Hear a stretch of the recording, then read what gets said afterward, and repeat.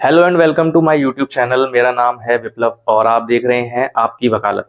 Last video में हमने कुछ डेफिनेशन पोर्शन कवर किया था, जिसमें हमने एग्नेट क्या होते हैं, कॉग्नेट क्या होते हैं, हियर्स कौन होते हैं या फिर इंटरस्टेट सक्सेशन क्या होता है, ये चीज डिस्कस करी थी।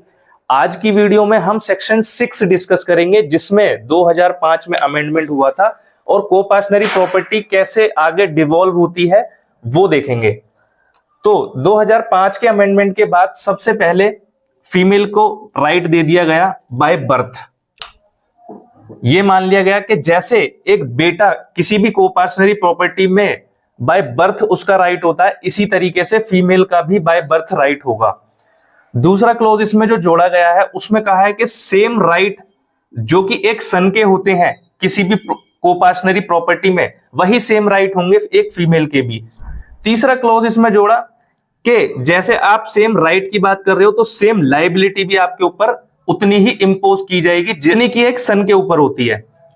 इसका मतलब ये हुआ कि अगर आप प्रॉपर्टी में हिस्सा ले रहे हो एज ए फीमेल, तो जो उसमें लायबिलिटी होगी प्रॉपर्टी में या फिर उससे जुड़ी हुई जो भी लायबिलिटी होगी वो भी आपके ऊपर इंपोज की जाएगी।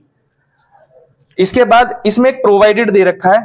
प्रोवाइडेड में कहा है कि 20 दिसंबर 2004 से पहले जितनी भी प्रॉपर्टी डिवॉल्व हो चुकी हैं, चाहे तो टेस्टामेंट्री विल के थ्रू हुई हो या फिर किसी भी तरीके से डिस्पोजिशन हुई हो, सक्सेशन के थ्रू हुई हो, आप उससे छेड़छाड़ नहीं कर सकते।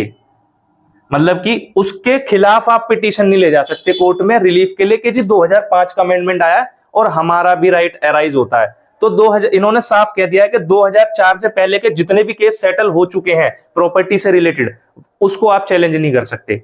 क्यों नहीं कर सकते? इसके पीछे रीजन ये है कि अगर आपने ये बात नहीं मेंशन करी 2004 की, तो फिर 1960 से लेके जितने भी पुराने मामले हैं सारे केस में पेंडिंग हो जाते, सारे केसेस जो है चैलेंज हो जाते। और आप सोच के देखो कि कोर्ट पे कितना बर्डन आता। अभी इतना बर्डन है कि केसेस सॉल्व नहीं हो पा रहे। अगर ये भी अलाउ कर देते तो पता नहीं कब कब के जो पार्टीशन है वो ओपन हो जाते, वो चैलेंज कर देती जनता। इस वजह से ये वाला प्रोवाइडेड डाला गया कि 20 दिसंबर 2004 से पहले के जितने भी प्रॉपर्टी से रिलेटेड मैटर हैं, अगर वो ट्रांसफर हो गए हैं, विल के थ्रू डिस्ट्रीब्यूट हो गए, जैसे भी हुआ है, उसे आप छेड़छाड़ नहीं करोगे। इसके बाद जो मैटर आएंगे 2005 के बाद, आप उनसे छेड़छाड़ करोगे। Simple is that. ठीक है। इसके आगे वाले सबसेक्शंस में भी कुछ कुछ बात बोली गई है, वो भी डिस्कस कर लेते हैं हम।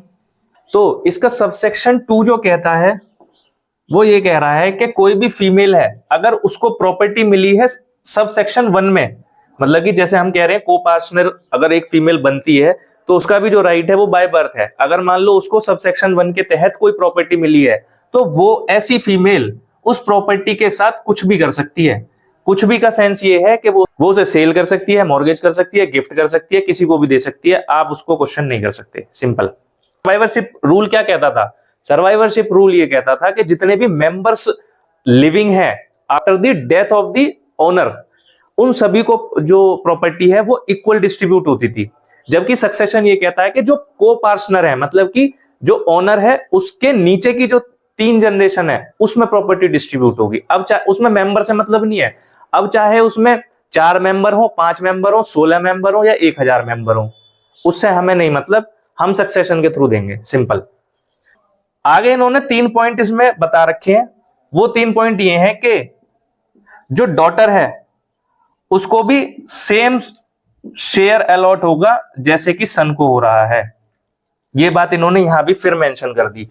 दूसरा इन्होंने कहा है कि अगर कोई प्री डिजीज्ड सन है या फिर कोई प्री डिजीज्ड डॉटर है, प्री डिजीज्ड सन या प्री डिजीज्ड डॉटर का मतलब क्या हुआ कि जिसकी प्रॉपर्टी है, जो ओनर है, जो फादर हैं, जिनकी डेथ के बाद सक्सेशन ओपन हो रहा है या पार्टीशन ओपन हो रहा है, उनकी डेथ से पहले ही उनका कोई बेटा या उनकी कोई बेटी मर गई है जो हिस्सेदार हो सकती थी, तो उनका जो शेयर होगा वो किसको जाएगा? वो इन प्री डिजीज्ड सन या प्री डिजीज्ड डॉटर के बच्चों को जाएगा। इनका जो शेयर है वो मरेगा नहीं, वो इनके बच्चों को चला जाएगा। अब देखो सब सेक्शन 3 में जो ABC पॉइंट दे रखे हैं उसमें मैंने आपको बता दिया, पहले पॉइंट में सर्वाइवरशिप का रूल खत्म कर दिया, अब सक्सेशन के थ्रू जाएगी।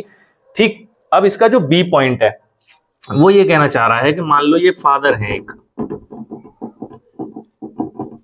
ठीक है, इनके पास एक प्रॉपर्टी है,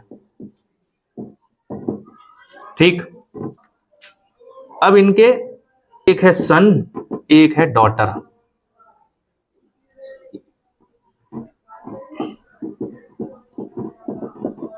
ठीक। इनके भी बच्चे हैं, इसके पास भी एक सन है, एक डॉटर है, और इसके पास भी एक सन है, एक डॉटर है। ये हम आइडियल सिचुएशन ले रहे हैं, दोनों सन भी हो सकते हैं, दोनों डॉटर भी हो सकते हैं, बस हम समझने के लिए ले रहे हैं। अब बी पॉइंट ये कहना चाह रहा है कि एक जनरल रूल आप समझो, अगर फादर मरते तो उसके बाद सक्सेशन ओपन होता, पार्टीशन ओपन होता, तो उस केस में प्रॉपर्टी कहां बंटती? इसमें बंटती, जो 3 को पार्टनर हैं ये, ठीक है, 1 2 3 जो भी इनके नीचे होते। अब ये कह रहा है कि फादर से पहले ही या तो इसकी डेथ हो गई सन की, या फिर हो गई डॉटर की डेथ। तो ये तो हो गया प्री डिजीज्ड सन, और डॉटर की डेथ हुई है अगर, तो वो हो गई pre diseased daughter. Pre diseased क्यों? क्योंकि वो फादर से पहले ही निपट गई, या पहले ही निपट गई भाई साहब। तो अब ये कह रहा है कि इनका हिस्सा कहां जाएगा? तो इनका हिस्सा जाएगा इसके बेटे को और इसकी बेटी को, और इन आंटी का जो शेयर होगा वो जाएगा इनके बेटे को और इनकी बेटी को। ये कह रहा है बी पॉइंट सब सेक्शन 3 का, ठीक है। अब सी पॉइंट क्या कहना चाह रहा है? सी ये कहना चाह रहा है कि ये जो बच्चे हैं जिनको प्रॉपर्टी किससे मिली थी? अपने मरे हुए पापा से या अपने मरे हुए मम्मी की प्रॉपर्टी में से हिस्सा मिला था। अगर ये भी नहीं है तो फिर प्रॉपर्टी इनके बच्चों को जाएगी। तो ये हो जाएंगे predeceased son of predeceased son, simple, ठीक है। अगर ये नहीं है तो इनके बच्चों को, और सिमिलरली अगर ये भी नहीं है तो इनके बच्चों को जाएगी, इसको चली जाएगी। सिंपल ये कहना चाह रहा है कि मान लो इससे पहले, फादर से पहले अगर इनके बच्चों की डेथ हो गई, फादर के बच्चों की डेथ हो गई, तो जो इनके पोते हैं उनको चली जाएगी, या पोती है उसको चली जाएगी। अगर मान लो पोतों की भी डेथ हो गई या पोती की भी डेथ हो गई इनसे पहले ही, और उनके कोई बच्चे हैं, तो फिर वो प्रॉपर्टी उनके बच्चों को चली जाएगी। सिंपल इतना कहना चाह रहा है ये। अब आगे देखते हैं, अब इसका सब सेक्शन 4 देखते हैं। सब सेक्शन 4 बात करता है सन्स पायस ऑब्लिगेशन। ये हमने इंट्रोडक्शन वाली वीडियो में कवर किया था कि सन्स पायस ऑब्लिगेशन होती क्या है, तो आप नहीं, अगर आपको पता तो वहां से आप देख सकते हो। अब ये कहना चाह रहा है कि 2005 का जो अमेंडमेंट आया है उसके बाद हम इस सन्स पायस ऑब्लिगेशन को रिकॉग्नाइज नहीं करेंगे, मतलब कि हम नहीं मानेंगे। कोई भी कोर्ट ये नहीं कह सकती कि आपकी जो है सन्स पायस ऑब्लिगेशन है और आप अपने फादर का या ग्रैंडफादर का आप जो भी डेट है वो चुकाओ। बट अगर वो डेट 2005 से पहले लिया है तो फिर आपकी जो है लायबिलिटी बनेगी और आपको वो डेट चुकाना पड़ेगा। सिमिलरली अगर फादर ने 2005 के अमेंडमेंट से पहले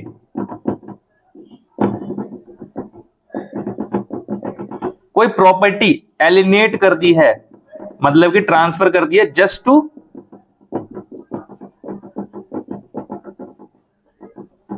सेटिस्फाई द डेट, मतलब कि डेट को चुकाने के लिए 2005 के अमेंडमेंट से पहले कोई प्रॉपर्टी ट्रांसफर कर दी है फादर ने या फिर दादाजी ने, तो आप ये नहीं कह सकते कि आपने तो मेरा जो शेयर था वो क्यों बेच दिया, क्योंकि बेटा आपकी 2005 से पहले क्या थी? सन्स पायस ऑब्लिगेशन थी, इसलिए बेच दिया।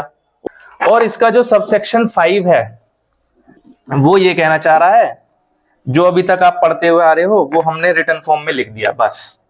मतलब कि सब सेक्शन 5 ये कह रहा है कि 2005 के अमेंडमेंट से पहले अगर कोई प्रॉपर्टी ट्रांसफर हो गई है